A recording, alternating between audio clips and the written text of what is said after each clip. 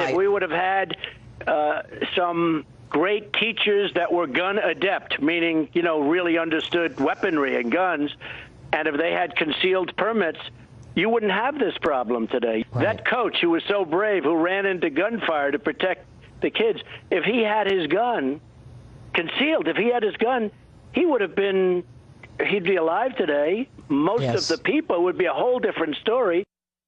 That was President Trump there talking to Judge Jeanine Pirro last night on Fox News. Republicans and Democrats dueling over a couple of high-profile subjects, gun control and the latest FISA memo, this one by Democratic members of the House Intelligence Committee. The president's comments last night on Fox in sharp contrast to what he said in a tweet dated May 2016. Quote, "Crooked Hillary said that I want guns brought into the school classroom. Wrong." With students adding their voice to the gun debate nationwide, how likely is it this conversation will be different this time around? Joining us now are Philippe Reines, he's a former advisor to Secretary Hillary Clinton, and Lonnie Chen is a former policy advisor to the Mitt Romney and Marco Rubio presidential campaigns. Philippe, let me start with you. I brought up the historical artifact there, what President Trump has said before. What do you make of this, his latest proposal here? It seems like the clearest one that we've got. We don't have a ton of specifics, but this is the policy point he continues to hit on, that he wants to see, in his words, gun-adept teachers armed. Well, I think just the term tells you right off the bat, it's probably the worst idea in human history. But what's interesting is that these last two shootings have presented a problem to the NRA and the Republican Party, particularly Parkland, because usually they get to say the killer circumvented gun control laws, so therefore there's no point in having gun control laws. Forget about the fact that that's an odd argument. In this case, Mr. Cruz obtained his weapon legally, despite being 19 years old, and the weapon itself, despite being a combat assault rifle, was also obtained legally. And I think that forced them to create this new hardened school concept, which again is just folly on its face. And I think Wayne LaPierre knows that. When you look at what he said at CPAC, that's a man who's scared, because this is not the typical two-party duel, thankfully, because the Democrats, we tend to lose duels with the Republicans on gun control.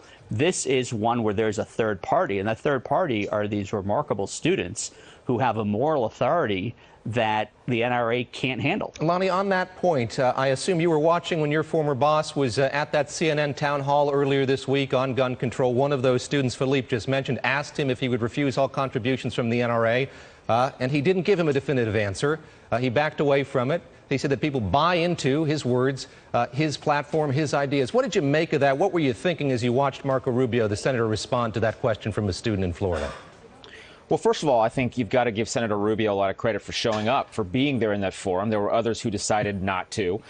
He stood there, answered tough questions. I think he presented a reasonable point of view regarding his own view regarding changes to gun laws and things he might be in favor of. But look, more broadly, I do tend to agree. For Republicans, this is becoming untenable to continue to do nothing on this particular issue. Now, the question is going to be what that something is. Is that something going to be impactful and meaningful given where we are? I think the challenge is that some people just want something, anything done, and I'm not sure that that is what we need. I think ultimately what's needed is a broader discussion about gun safety generally, about mental health issues. I'm not sure if the Congress is in a position to have that, but the danger of just sort of doing anything is that you relieve the hydraulic pressure to get bigger and more important things done. I think that is the broader question.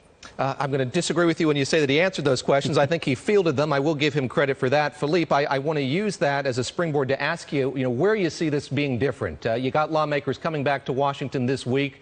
Presumably they will deal or begin to deal with gun policy issues.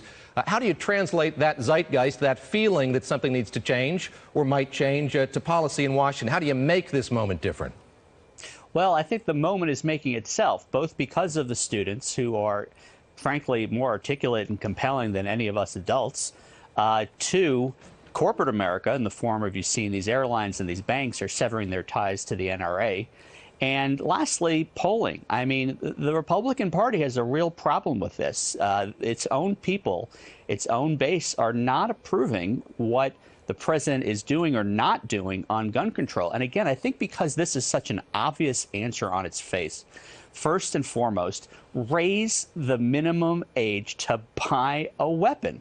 of this sort. And what you're saying about Senator Rubio being wishy-washy, addressed the answer. The one thing he was not wishy-washy about was that he agreed that the state of Florida should raise it to the age of 21. And I think it is an untenable position for anyone in the Congress to say there's a reason to not do that. I've yet to see any answer that is even remotely compelling. The one I've seen is that you would therefore be making 19-year-old cops and people in the military unable to buy personal AR-15s.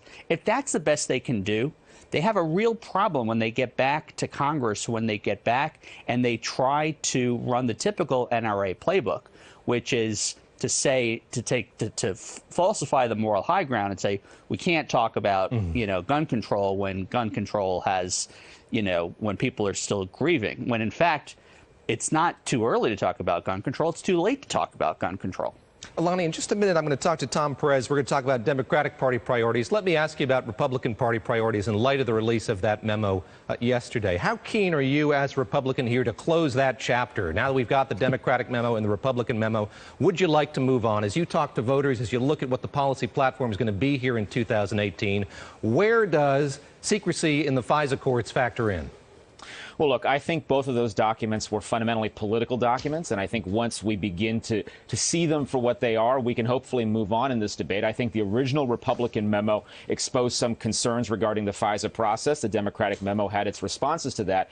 But more broadly, you ask a great question, which is, are voters going to care very much about policy agendas going into the fall? I certainly hope they do. I certainly hope that they look to both sides to figure out what they stand for. For the Republicans, obviously, they've got the tax cuts they're going to run on. I think the challenge for Democrats going into November is it's not clear to me they have an agenda at all. I'd be curious to hear what the chairman has to say regarding the absence of an agenda, because it seems to me that Democrats, thus far at least, have been campaigning as the anti-Trump party, which perhaps is a fine posture in some states. But more broadly, I think the lack of an agenda is going to hurt them. So, yes, I do think the policy issues matter. I think Republicans are going to have to articulate something, certainly on guns. That's one issue. But I think beyond that, they're going to have to articulate, after the tax cuts, what comes next. Is it infrastructure? Is it some other issue area? But that policy is going to matter. All right, Lonnie Chen, thank you very much. Philippe Reines, thanks to you as well. As I mentioned, joining us now, Tom Perez, the former Labor Secretary under Barack Obama, the current chairman of the Democratic National Committee. Tom, I want to go back to something Philippe Reines said just a moment ago. That is, you have a group of young people who survived a grievous attack,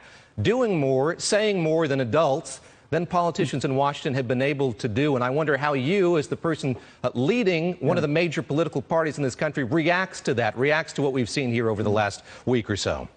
Well, I'm inspired by it, plainly and simply. They have led in remarkable ways. And Washington needs to listen. Tallahassee needs to listen. Other state governments need to listen. This debate shouldn't be about Republicans and Democrats. It shouldn't be about right versus left. It's about right versus wrong. It's about the fact that we're the gun violence capital of the world. And what youngsters are saying loudly and clearly is we need to change that. And what the majority of the American people are saying is the same thing.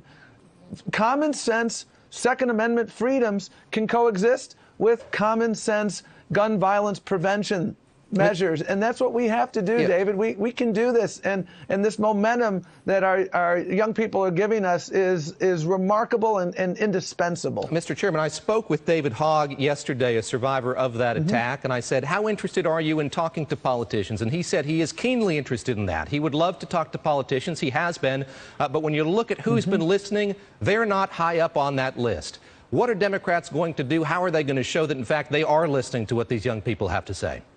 Well, we've been listening to the Democratic Party. March 24th, there will be a rally here in Washington. You'll be there? There's going to be, absolutely, there'll be 500,000 people here.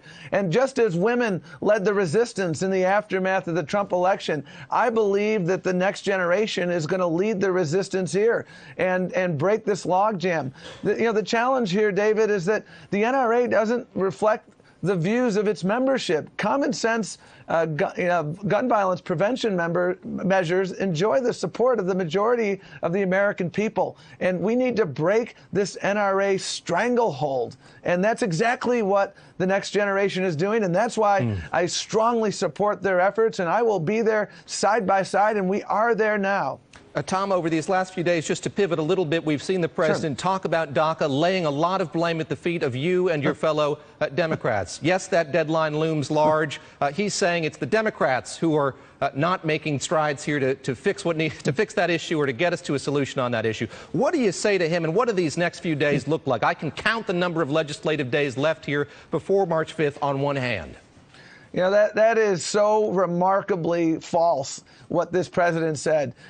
This president created this false crisis of DACA so that he could take hostages, because he understood that Democrats and frankly, the majority of the American people, once again, believe that dreamers should have a pathway to citizenship. And he is using this hostage taking in such unconscionable ways. And that's just plain wrong. And by the way, March the 5th is an illusory deadline. He made that up so that he could again do this hostage taking. We've had two courts that have upheld the legality of what President Obama did. And what this president needs to do is go back to his first offering, which was a Clean Dream Act.